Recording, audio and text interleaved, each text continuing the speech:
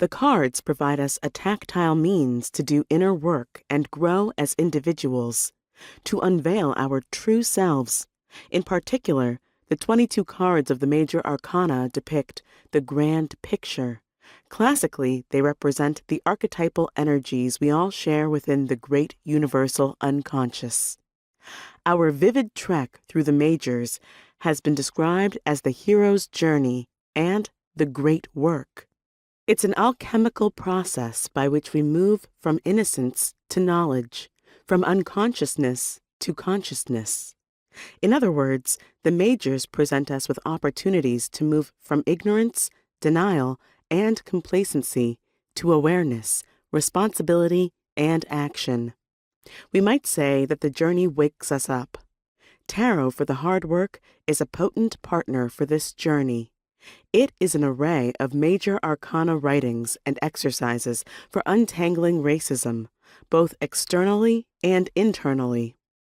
The word racism is tossed around so often that we don't always consider what it really means, what it actually entails. Ask anyone, what is racism? And they'll likely answer that it is white bias against people of color, that it is oppression rooted in racial and/or ethnic group membership. They are not wrong in describing what racism looks like externally. Often overlooked is internalized racism, something subtler and more insidious.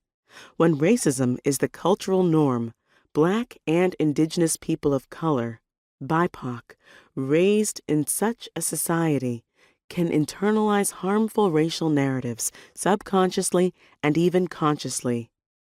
We may unintentionally reinforce ideas about ourselves and the world that collude with racism, leading to self-doubt, self-loathing, and self-disrespect. Racism perpetuates itself on a deep, inner, and subconscious level that traumatizes us and undermines our true power. For the BIPOC community, this book provides a path toward personal healing.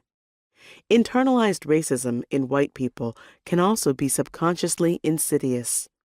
Generations of white dominance and political power has led many of them to rarely, if ever, think about their privilege blindness and how their deeply rooted preconceptions precipitate microaggressions. They may tokenize others, assume criminality, expect lower intellectual capacity, claim colorblindness, or disrespect different communication styles.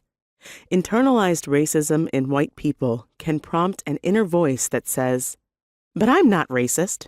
That's other people." This sustains the lack of responsibility that perpetuates a structurally racist society. Yes, good people and bad people can be racist.